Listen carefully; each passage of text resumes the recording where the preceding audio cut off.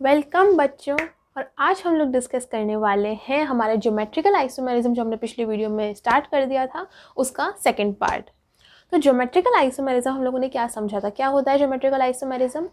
कोई भी ऐसे कंपाउंड्स जिनका मॉलिक्यूलर फॉर्मूला सेम है, जिनके केमिकल प्रॉपर्टीज़ भी सेम है, लेकिन उन दोनों कंपाउंड्स के अंदर जो एटम्स और ग्रुप्स हैं उनका 3D arrangement around double bond different होता है। इस फिनोमिना को हम लोग कहते हैं ज्योमेट्रिकल आइसोमेरिज्म। ठीक है, ये बात हमें समझ आ चुकी है।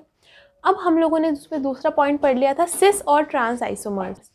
तो सिस आइसोमर्स क्या होता है? जब भी हमारे किसी कंपाउंड के अंदर सिमिलर ग्रुप्स एक साइड में प्रेजेंट होते हैं तो उसे बोलते हैं सिस, और जब अपोजिट साइड में प्रेजेंट होते हैं तो उसे बोलते हैं ट्रांस। आई बात समझ में? अब हमें देखना है physical properties of cis and trans isomers, यानी टॉपिक का नाम है physical properties of cis and trans isomers. ठीक है, तो फिजिकल प्रॉपर्टीज़ की बात इसलिए कर रहे हैं क्योंकि मैंने कहा कि केमिकल प्रॉपर्टीज़ जो होती है सिस और ट्रांस दोनों आइसोमर्स की सेम होती हैं, यानी ये सिमिलर टाइप से वाटर के साथ या फिर दूसरे ग्रुप के साथ रिएक्ट करते हैं, लेकिन इनकी जो फिजिकल प्रॉपर्टीज़ होती हैं वो डिफरेंट होती हैं। कौन कौन सी फिजिकल प्रॉपर्टीज़ की बात कर रहे हैं हम लोग? सबसे पहली जो हम लोग फिजिकल प्रॉपर्टी ले रहे हैं वो है इसका मेल्टिंग पॉइंट। अब बात किसकी कर रहे हैं? मेल्टिंग पॉइंट की। तो मेल्टिंग पॉइंट किसका देखा जाता है? सॉलिड्स का देखा जाता है, सॉलिड ही मेल्ट होते हैं। तो सॉलिड यानी हमें सिस और ट्रांस आइसोमर्स की सॉलिड स्टेट की बात करनी है। उनकी सॉलिड स्टेट के अंदर उनके क्रिस्टल लैटिस यानी सॉलिड स्टेट में उनका 3D अरेंजमेंट कैसा होगा उसकी बात करनी है। ठीक है, तो मेल्टिंग पॉइंट बेसिकली क्या होता है? जब कोई सॉलिड, उस टेम्परेचर को हम लोग मेल्टिंग पॉइंट कहते हैं जब कोई सॉलिड मेल्ट होना स्टार्ट करता है। जस्ट मेल्ट होना स्टार्ट होता है, कंप्लीटली मेल्ट नहीं हो जाता, सिर्फ मेल्ट होना स्टार्ट करता है, उसे हम लोग बोलते हैं मेल्टिंग पॉइंट। अब अगर मैं बात करूँ ट्रांस आइसोमर की,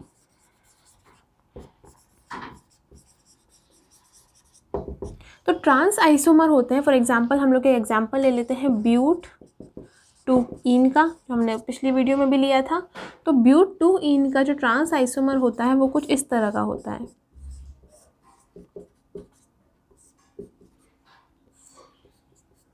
ठीक है, अब ये जो ट्रांस आइसोमर आप देख रहे हो ब्यूट टू इन का, ये बहुत ही सिमेट्रिकल है नेचर के अंदर। क्या है? सिमेट्रिकल।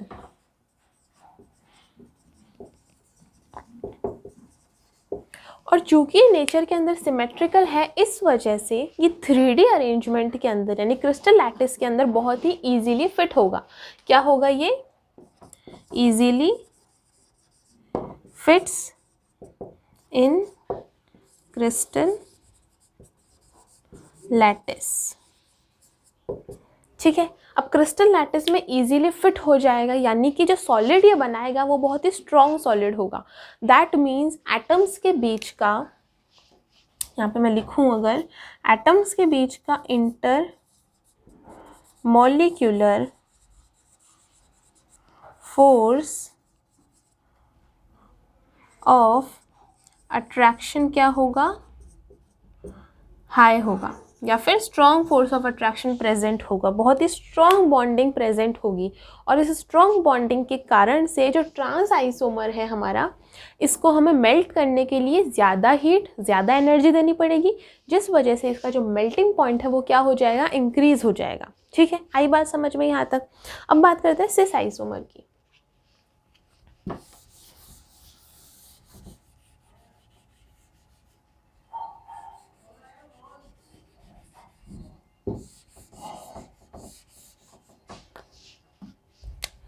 तो जो हमारा सिस आइसोमर है, सिस आइसोमर अगर मैं बनाऊँ ब्यूट टू इन का ही, तो सिस आइसोमर के अंदर CH3 ग्रुप यहाँ आ जाएगा और हाइड्रोजन आ जाएगा यहाँ पे। अब जो सिस आइसोमर है इसका जो स्ट्रक्चर है वो ट्रांस आइसोमर के रेस्पेक्टिवली कम सिमेट्रिकल है, बिल्कुल असिमेट्रिकल नहीं है लेकिन कम सिमेट्रिकल है। इस कम सिमेट्रिकल होने के कारण से ये इजीली फिट नहीं होगा क्रिस्टल लैटिस के अंदर, यानी doesn't fit easily in crystal lattice, जिस वजह से जो इनके बीच का जो सॉलिड होगा उसके अंदर इंटरमॉलिक्यूलर फोर्स ऑफ अट्रैक्शन क्या हो जाएगी, वीक हो जाएगी। चलो मैं स्मॉल में लिख देती हूँ, मॉलिक्यूलर फोर्स ऑफ अट्रैक्शन क्या हो जाएगी, वीक होगी। इस वजह से जब हमें इसे मेल्ट करना होगा तो हमें कम हीट कम एनर्जी देनी पड़ेगी और मेल्टिंग पॉइंट क्या हो जाएगा, कम हो जाएगा। दैट मीन्स मेल्टिंग पॉइंट किसका ज़्यादा होता है, ट्रांस आइसोमर का ज़्यादा होता है एज कम्पेयर टू सिस। ये हमें बात ध्यान रखनी है। अब जो सेकेंड फिजिकल प्रॉपर्टी हमारे सामने है वो है सॉल्युबिलिटी। सॉल्युबिलिटी मतलब किसी भी सॉल्यूट की टेंडेंसी जिसके अकॉर्डिंग वो सॉल्वेंट में डिसॉल्व होता है, उसे उस सॉल्यूट की सॉल्युबिलिटी बोलते हैं। आई बात समझ में? तो जो सॉल्युबिलिटी है वो किस चीज़ पे डिपेंड करती है, सॉल्युबिलिटी डिपेंड करती है इंटरमॉलिक्यूलर फोर्स ऑफ अट्रैक्शन के ऊपर, इंटरमॉलिक्यूलर फोर्स ऑफ अट्रैक्शन के ऊपर। भाई जो हमारा सॉल्यूट है उसके अंदर जितना strong intermolecular force of attraction होगा, सॉल्वेंट में जाके उस सॉल्यूट को ब्रेक डाउन करना और उसे डिसॉल्व करना उतना ही मुश्किल हो जाएगा। यानी बहुत ही सिंपल सा कॉन्सेप्ट यहाँ पे लगेगा कि जो सिस आइसोमर होंगे उनकी सॉल्युबिलिटी ट्रांस के रेस्पेक्टिवली क्या होगी, ज़्यादा होगी। क्यों? क्योंकि अभी हमने बात करी कि स्ट्रॉन्ग सॉलिड बनाएंगे ट्रांस आइसोमर्स, इस वजह से उनका इंटरमॉलिक्यूलर फोर्स ऑफ अट्रैक्शन क्या होगा, ज़्यादा होगा। तो जब भी हम लोग ट्रांस को डिसॉल्व करने की कोशिश करेंगे तो ईजीली डिसॉल्व नहीं होगा। इस वजह से क्या होगी, इसकी सॉल्युबिलिटी डिक्रीज हो जाएगी। लेकिन अगर मैं सिस आइसोमर की बात करूँ तो सिस आइसोमर में weak intermolecular force of attraction है, इस वजह से इसको हम इजीली डिसॉल्व कर पाएंगे और सॉल्युबिलिटी इंक्रीज हो जाएगी। तो बहुत ही सिंपल सा कॉन्सेप्ट आया कि जो सिस आइसोमर होते हैं इनकी सॉल्युबिलिटी ज़्यादा होती है एज कम्पेरेटिवली टू ट्रांस। जो थर्ड फिजिकल प्रॉपर्टी हमारे सामने है वो है डाइपोल मोमेंट। तो डाइपोल मोमेंट बेसिकली क्या होता है, डाइपोल मोमेंट का मतलब होता है product of charges upon distance. अभी किस किसके चार्ज हैं, फॉर एग्जांपल हमारे पास में NaCl का एक मॉलिक्यूल है, तो NaCl के मॉलिक्यूल के अंदर एक Na का एटम है यानी सोडियम का एटम है, दूसरा क्लोरीन का एटम है। तो सोडियम के एटम पे present charge +Q and chlorine atom पे प्रेजेंट चार्ज -Q, इन दोनों का प्रोडक्ट करेंगे और अपॉन में आ जाएगा इन दोनों, फॉर एग्जांपल Na और Cl ऐसे है, इन दोनों के बीच का डिस्टेंस d। इससे हम लोग डाइपोल मोमेंट की न्यूमेरिकल वैल्यू निकालते हैं और डाइपोल मोमेंट की जो यूनिट होती है वो होती है डे/। ठीक है, लेकिन डाइपोल मोमेंट बेसिकली बताता क्या है, डाइपोल मोमेंट बताता है कि कोई भी जो मॉलिक्यूल है वो पोलर है या नॉन पोलर है। तो वो किस तरह बताता है, हम सब जानते हैं पोलैरिटी का कॉन्सेप्ट, फिर भी हम लोग एक बार इसे डिस्कस कर लेते हैं। कोई भी अगर हमारे पास में मॉलिक्यूल है, फॉर एग्जांपल HCl का मॉलिक्यूल, अभी जो HCl का मॉलिक्यूल है हम लोग देख पा रहे हैं कि यहाँ पे हाइड्रोजन जो है वो कम इलेक्ट्रोनेगेटिव है, या फिर कह लो कि क्लोरीन बहुत ही ज़्यादा इलेक्ट्रोनेगेटिव है।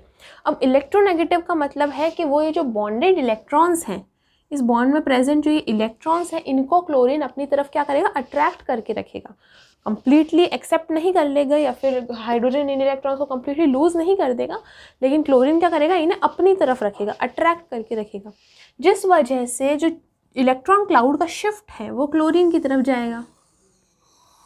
भाई क्लोरीन की तरफ इलेक्ट्रॉन जो है वो अट्रैक्ट होगा, इस वजह से क्लोरीन के पास ज़्यादा इलेक्ट्रॉन क्लाउड्स है।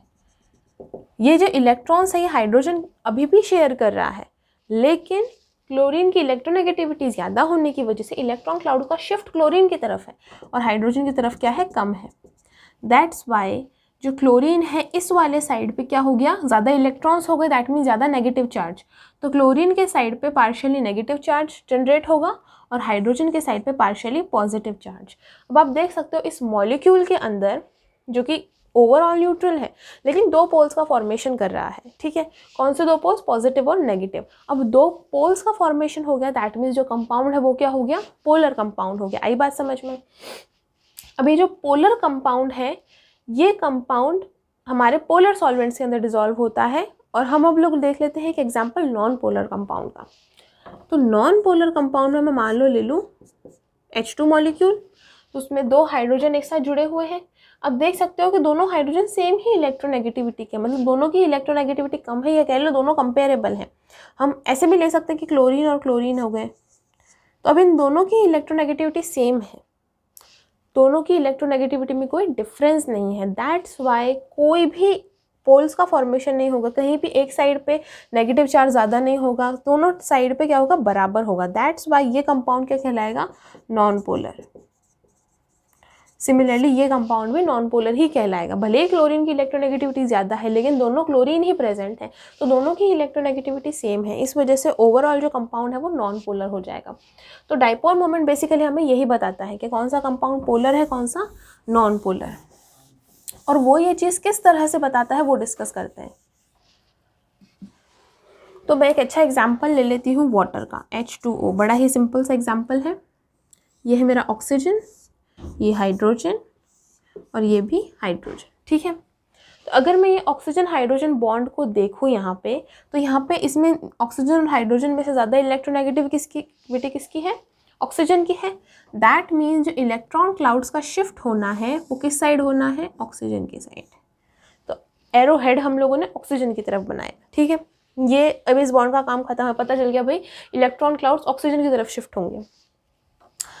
इस वाले बॉन्ड में देखें तो यहाँ पे भी ऑक्सीजन की इलेक्ट्रोनेगेटिविटी ज़्यादा है हाइड्रोजन से, तो यहाँ पे भी इलेक्ट्रॉन क्लाउड का शिफ्ट ऑक्सीजन की तरफ होगा। दैट मीन्स दोनों तरफ से इलेक्ट्रॉन क्लाउड का शिफ्ट एक ही डायरेक्शन में हो रहा है, सिमिलर डायरेक्शन में हो रहा है।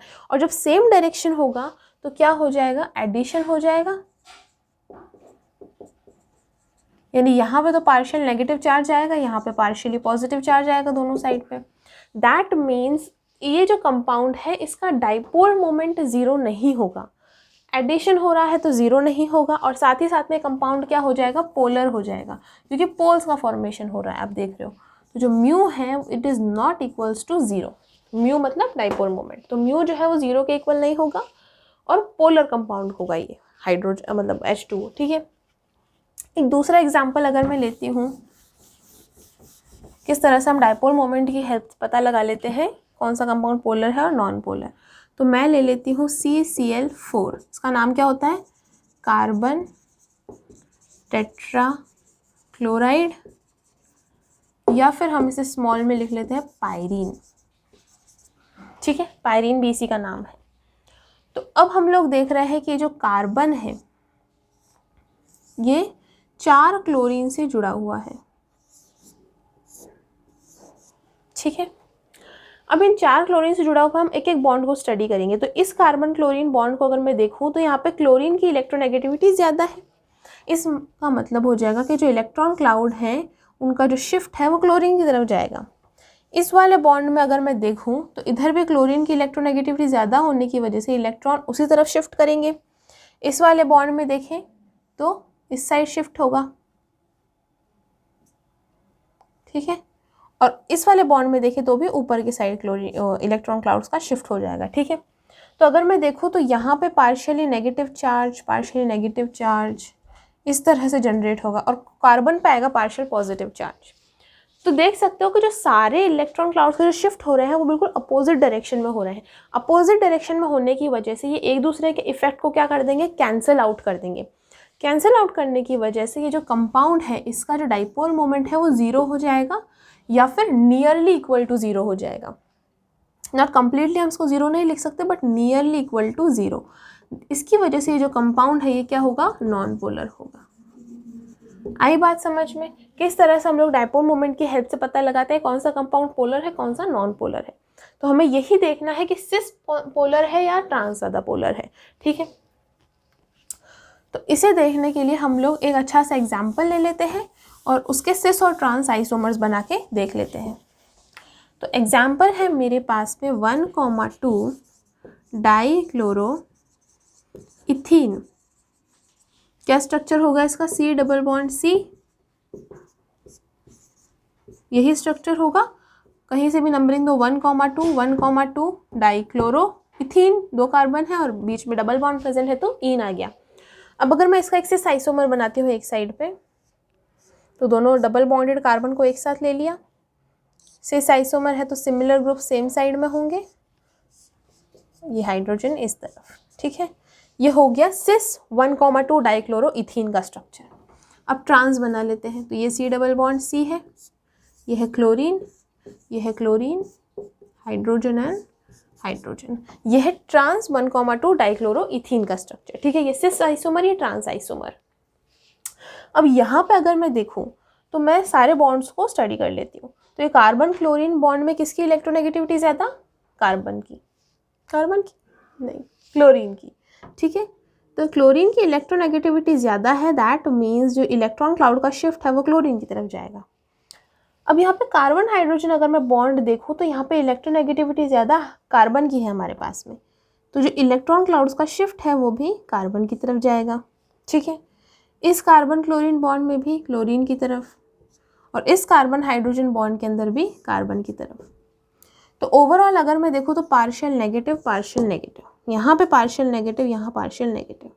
अब यहाँ पे मैं देखूँ तो यहाँ पे पार्शियल नेगेटिव भी जनरेट हो सकता है, पार्शियल पॉजिटिव। दैट मीन्स ये कंपाउंड, ये जो कार्बन है ये तो न्यूट्रल होने वाले हैं, क्योंकि यहाँ से इलेक्ट्रॉन क्लाउड इस साइड आए और यहाँ से गए, यानी ओवरऑल ये न्यूट्रल ही होना है।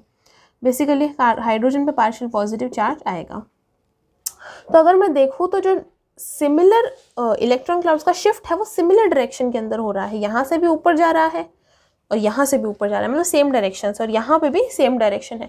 दैट मीन्स इस कंपाउंड के अंदर म्यू जो है वो एटलीस्ट 0 तो नहीं होगा। दैट मीन्स ये कंपाउंड पोलर होने वाला है।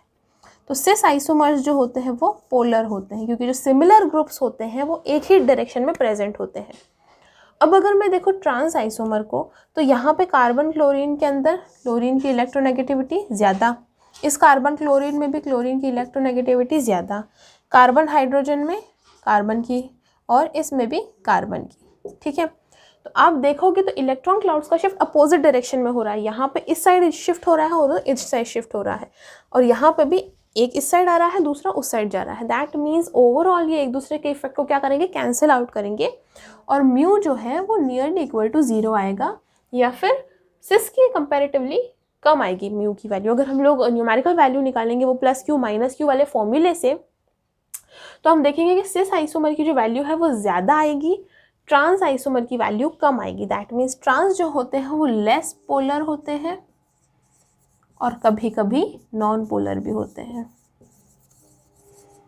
ठीक है, तो ये हमने देखा डाइपोल मोमेंट सिस का हमेशा ज़्यादा होता है एज कम्पेरेटिवली टू ट्रांस। तो इसका भी हम लोग इस तरह से फाइनल रिजल्ट लिख लेते हैं। तो जो फोर्थ फिजिकल प्रॉपर्टी हमारे सामने है वो है बॉइलिंग पॉइंट। तो एक बहुत ही जनरल सी बात है कि जो बॉइलिंग पॉइंट होता है वो डिपेंड करता है डाइपोल इंटरैक्शन के ऊपर। ठीक है, और किस तरह से डिपेंड करता है? जितना ज़्यादा डाइपोल इंटरैक्शन होगा उतना ज़्यादा बॉइलिंग पॉइंट होगा। यही बात समझ। तो डाइपोल इंटरैक्शन सबसे पहले तो होता क्या? आई थिंक मैंने इस पर कोई शॉर्ट वीडियो भी बना रखा है डाइपोल इंटरैक्शन के ऊपर, या फिर से समझाते हैं। तो डाइपोल मतलब जो दो कंपाउंड्स हैं वो उनके अंदर दो पोल, डाइपोल मतलब दो पोल प्रेजेंट होंगे। दो पोल प्रेजेंट होंगे वो कंपाउंड्स क्या होंगे? पोलर होंगे, यानी हमें दो पोलर कंपाउंड्स चाहिए। तो पोलर कंपाउंड्स को हम लोग इस तरह से ड्रॉ कर लेते हैं। इलेक्ट्रॉन नेगेटिविटी जो होती है वो अनइक्वल होती है। अगर इक्वल इलेक्ट्रोनेगेटिविटी है, फॉर एग्जांपल लाइक दिस, ऐसे है दोनों side same electronegativity, that means वो पोलर है, क्योंकि कोई भी पोल्स का फॉर्मेशन नहीं होगा। लेकिन यहाँ पे क्या है? एक साइड ज़्यादा इलेक्ट्रॉन क्लाउड प्रेजेंट है, एक साइड कम है। दैट मीन्स यहाँ पे पार्शियल नेगेटिव है, यहाँ पे पार्शियल पॉजिटिव है। यहाँ पे हम लोग पॉजिटिव बना देते हैं, इलेक्ट्रॉन क्लाउड्स बना देते हैं, यहाँ पे नेगेटिव। ठीक है, ये मेरा एक पोलर मॉलिक्यूल है। ठीक है, बेसिकली ये एक डाइपोल है, यहाँ पे दो पोल प्रेजेंट है। ठीक है, और इसी के साथ में मैं एक दूसरा पोलर मॉलिक्यूल लेती हूँ। ठीक है, आई थिंक अच्छा बना है। हाँ ठीक है, तो ये एक और पोलर मॉलिक्यूल है मेरे पास में, इसमें भी ये इलेक्ट्रॉन क्लाउड्स प्रेजेंट है। यहाँ पार्शियल पॉजिटिव पार्शियल नेगेटिव। ठीक है, अब आप देख सकते हो कि यहाँ पे इस मॉलिक्यूल के अंदर ही दो पोल्स का फॉर्मेशन हो गया। भले ही कम्प्लीटली पॉजिटिव कम्प्लीटली नेगेटिव नहीं है, लेकिन पार्शियली नेगेटिव पार्शियली पॉजिटिव तो है। थोड़ा बहुत चार्ज डिफरेंस तो आ रहा है कंपाउंड के अंदर। और ये जो कंपाउंड है ये अब दूसरे पोलर मॉलिक्यूल के अपोजिट चार्ज को अट्रैक्ट करेगा। दैट मीन्स यहाँ पे अगर नेगेटिव है तो ये किसको अट्रैक्ट करेगा, पॉजिटिव को अट्रैक्ट करेगा। और इन दोनों पोलर मॉलिक्यूल्स के बीच में जो इंटरैक्शन होगी वो इंटरैक्शन कहलाएगी dipole dipole interaction. Dipole dipole interaction, दो पोलर मॉलिक्यूल्स के बीच में जब इंटरैक्शन होती है तो वो डाइपोल डाइपोल इंटरैक्शन कहलाती है। आई बात समझ में, ये होती है डाइपोल डाइपोल इंटरैक्शन। एग्जाम्पल के लिए देख सकते हो आप लोग कि एक HCl है, ये इंटरैक्ट करे दूसरे HCl के साथ में, तो इन दोनों के बीच में जो अट्रैक्शन हो रही है ये कह रही है डाइपोल डाइपोल इंटरैक्शन, DDI। ठीक है, तो डाइपोल डाइपोल इंटरैक्शन के ऊपर हमारा जो बॉइलिंग पॉइंट है वो डिपेंड करता है। यानी जितना ज़्यादा डाइपोल डाइपोल इंटरैक्शन होगा, ज़्यादा डाइपोल डाइपोल इंटरैक्शन मतलब कंपाउंड क्या है, ज़्यादा पोलर है, तभी डाइपोल डाइपोल इंटरैक्शन क्या है, स्ट्रॉन्ग है। और जितनी डाइपोल डाइपोल इंटरैक्शन स्ट्रॉन्ग होगी उतना ही ज़्यादा बॉइलिंग पॉइंट होगा। यानी हमें उस कंपाउंड को बॉयल करने में ज़्यादा टेम्परेचर लगाना पड़ेगा, ज़्यादा एनर्जी लगानी पड़ेगी। आई बात समझ में। तो हम लोग जानते हैं कि जो पोलैरिटी होती है वो सिस की ज़्यादा होती है as compare to trans. Cis compound ज़्यादा पोलर होते हैं।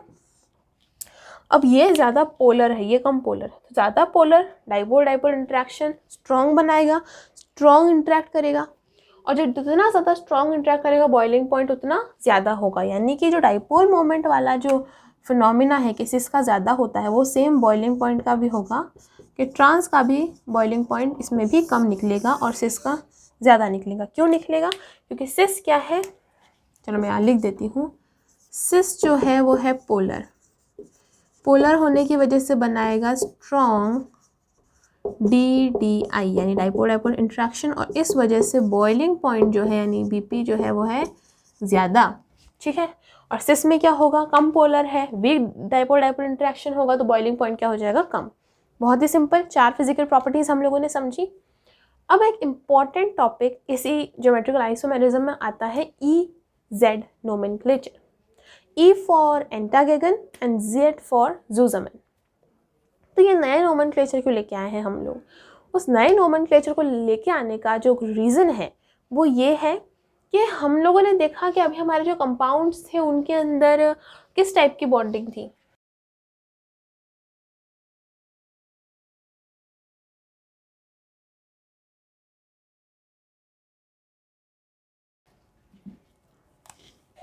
EZ नोमेनक्लेचर, ठीक है, ये एक नया नोमेनक्लेचर है। E का मतलब होता है एंटागेगन और व्हाटएवर, मतलब इसका कुछ तो प्रोनाउंसिएशन होगा, एंटागेगन मैं बोल रही हूँ।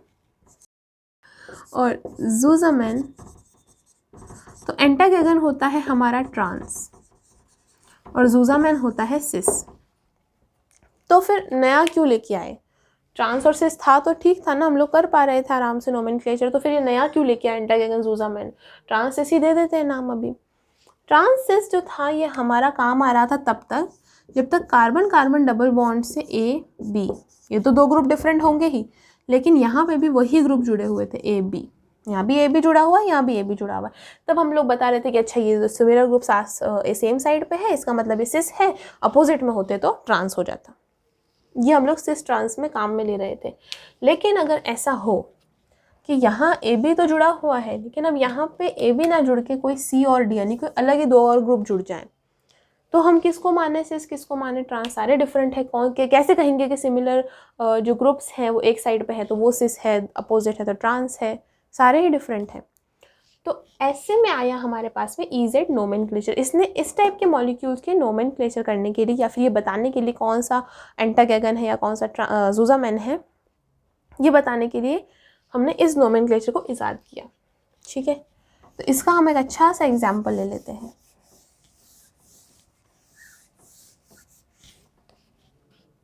एग्जाम्पल है मेरे पास में C double bond C BrIFCl,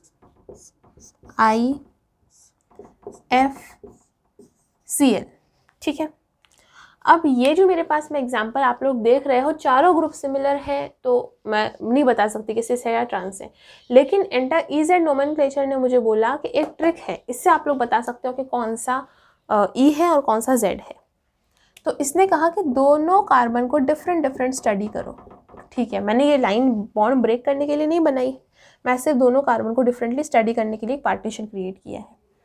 तो अगर मैं इस कार्बन से जुड़े दोनों ग्रुप्स देखूं तो इन दोनों ग्रुप्स में ज़्यादा एटॉमिक नंबर किसका है, ब्रोमीन का या फिर आयोडीन का? तो ऑफ कोर्स ये बात आयोडीन का। तो आयोडीन को दे दिया मैंने 1 नंबर, तेरा एटॉमिक नंबर सबसे ज़्यादा है तो तू 1 नंबर। फिर ब्रोमीन ने कहा मैं, तो मैंने कहा भाई तेरा कम है तो 2। ठीक है, तो आयोडीन को मिला 1st नंबर, ब्रोमीन को मिला 2nd नंबर। इस कार्बन का काम खत्म।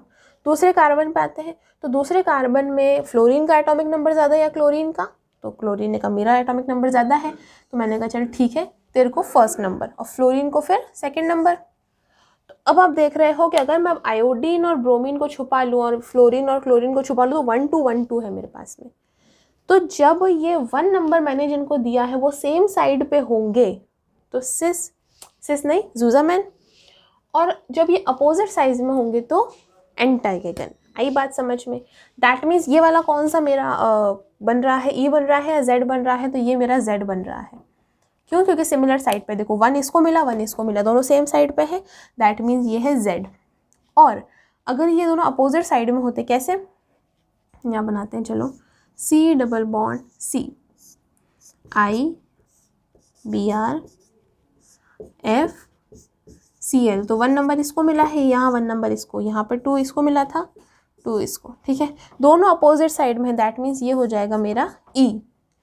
तो समझ आया किस तरह से EZ नोमेनक्लेचर वर्क करता है। अगर सिमिलर जो नंबरिंग दी है वो दोनों सेम साइड पे आ रहे हैं तो हो जाएगा Z, और अपोजिट साइड पे आ रहे हैं तो हो जाएगा E। बहुत ही सिंपल था। तो अब इसमें एक और एग्जाम्पल देखते हैं हम लोग, थोड़ा डिफरेंट है ये। तो चलो बड़े ही ईजीली हमने पता कर लिया किसका हमारा एटॉमिक नंबर ज़्यादा है, किसका नहीं। तो एक और मेरे पास में कंपाउंड है C double bond C, CH3, CH3 CH2, CH2Cl और CH2OH। सब अलग हैं और सब का एटॉमिक नंबर हम लोग देख रहे हैं कि सब में कार्बन तो प्रेजेंट है, यानी फर्स्ट जो हमारा ग्रुप है, इसलिए यहाँ पे मैं इसको इस तरह ना बना के मैं बना लेती हूँ इसे इस तरह से CH2 CH3। पता चल जाएगा भाई पहला जो ग्रुप जुड़ा हुआ है सबसे वो यहाँ पे भी कार्बन है। ठीक है, तो यहाँ पे कार्बन है। तो मैं देख रही हूँ कि सबसे डिफरेंट ग्रुप जुड़े हुए हैं, लेकिन अब मैं डायरेक्टली तो नहीं बता पाऊंगी किसका एटॉमिक नंबर ज़्यादा, क्योंकि पहली बात तो बहुत सारे एटम्स प्रेजेंट है, carbon hydrogen, carbon chlorine, carbon oxygen and hydrogen. तो मैं देखती हूँ, चलो फर्स्ट एटम से स्टार्ट करते हैं। तो मैंने सबसे पहले तो पार्टीशन बना दिया। अब इस वाले कार्बन को स्टडी कर रही हूँ। इस कार्बन से जुड़े हुए दोनों ग्रुप का पहला एटम कार्बन है, तो दोनों का एटॉमिक नंबर सेम है, कुछ कर नहीं सकते। यहाँ पर मैं देख रही हूँ कि अगला एटम भी दोनों का हाइड्रोजन ही है, तो यहाँ पे बेसिकली कार्बन आया, फिर हाइड्रोजन आया, फिर हाइड्रोजन आया, फिर हाइड्रोजन आया। मैं इस तरह से ड्रॉ कर रही हूँ। ठीक है, कार्बन कार्बन सेम। ठीक है, यहाँ पे भी कार्बन हाइड्रोजन हाइड्रोजन, फिर कार्बन हाइड्रोजन हाइड्रोजन हाइड्रोजन। समझ आ रहा है मैं क्या कर रही हूँ? ये जो कार्बन है इससे CH2 CH3 जुड़ा हुआ है, तो ये रहा CH2 CH3। पता करने के लिए किसका एटॉमिक नंबर ज़्यादा होने वाला है, यहाँ पे CH3 जुड़ा तो CH3। ठीक है, दोनों में सेम देखो, carbon carbon similar, hydrogen hydrogen similar, hydrogen hydrogen similar. यहाँ तक सिमिलर होने के बाद में यहाँ हाइड्रोजन है, यहाँ कार्बन आ रहा है। किसका एटॉमिक नंबर ज़्यादा? कार्बन का। दैट मीन्स CH2 CH3 और CH3 में से ज़्यादा एटॉमिक नंबर कार्बन का। इसका मतलब CH2 CH3 का होगा, यानी इसको मिलेगा फर्स्ट नंबर और इसको सेकंड। वैसे तो बड़ा ही सिंपली देखने पे पता चल रहा है कि CH3 का कम ही होने वाला है, क्योंकि छोटा ग्रुप है, ये बल्कियर ग्रुप है। लेकिन फिर भी अगर हम कहीं कंफ्यूज हो जाए तो हम लोग इस तरह से यूज़ कर सकते हैं कि भाई पहला अगर एटम सेम है, दूसरा भी सेम है, तीसरा भी सेम है, तो देखो चौथा पाँचवा कहीं पर अलग होगा, उसमें से जिसका एटॉमिक नंबर ज़्यादा वो हमारा, उसको हम लोग फर्स्ट नंबर दे देंगे। ठीक है, अब इस कार्बन की कहानी खत्म। इस पे आ जाओ। यहाँ पे CHHCl, CHHO और H। ठीक है, चलो ठीक है, carbon carbon same, hydrogen hydrogen same, hydrogen hydrogen same. अब आ रहा है क्लोरीन और ऑक्सीजन। तो भाई बताओ कि क्लोरीन का एटॉमिक नंबर ज़्यादा या ऑक्सीजन का? क्लोरीन का ऑफ कोर्स एटॉमिक नंबर ज़्यादा है, यानी फर्स्ट नंबर मिलेगा CH2Cl को, और सेकंड मिलेगा फिर हमारा CH2OH को। आई बात समझ में? तो ये हम लोग हमारी रामायण यहाँ से हटा देते हैं, ये हो गया काम ख़त्म। ठीक है, तो हमने देख लिया किसको फर्स्ट नंबर मिल रहा है, CH2CH3 को इधर मिल रहा है, इधर CH2Cl को मिल रहा है। दोनों जिनको 1 1 नंबर मिला सेम साइड पे है, जिनको 2 2 मिला इधर सेम साइड पे है। दैट मीन्स ये वाला कौन सा हमारा आइसोमर है, ये है हमारा Z, ज़ूज़ामैन। ठीक है, और अगर इसका ट्रांस ड्रॉ करेंगे तो कैसा हो जाएगा, CH2 CH3 CH3 और यहाँ पे आ जाएगा CH2Cl और ये CH2OH। तो ये 2 नंबर वाला, ये भी 2 नंबर, ये 1 नंबर, ये भी 1 नंबर, अपोजिट डायरेक्शन में है। दैट मीन्स ये हो जाएगा मेरा एंटाजीन। तो आज हम लोगों ने समझा EZ नोमेनक्लेचर में हम लोग किस तरह से हम लोग नेमिंग करते हैं, किसको E बताते हैं, किसको Z बताते हैं, एटॉमिक नंबर कैसे पता लगता है कि किसका ज़्यादा है किसका कम, ये बात आई समझ। फिजिकल प्रॉपर्टीज़ हम लोगों ने डिस्कस कर ली। तो अगर ये वीडियो अच्छा लगा हो तो प्लीज़ लाइक करना, इस वीडियो को शेयर करना, और इससे जो फर्स्ट पार्ट था ज्योमेट्रिकल आइसोमेरिज्म का, उसका लिंक मैंने आप लोगों को डिस्क्रिप्शन में दे दिया है, तो वहाँ से जाके आप इसे देख सकते हो। साथ ही साथ में चैनल को सब्सक्राइब करना, और अगर आप लोगों को कोई भी डाउट आते हैं तो प्लीज़ कमेंट बॉक्स में कमेंट करके ज़रूर बताना। Thank you so much.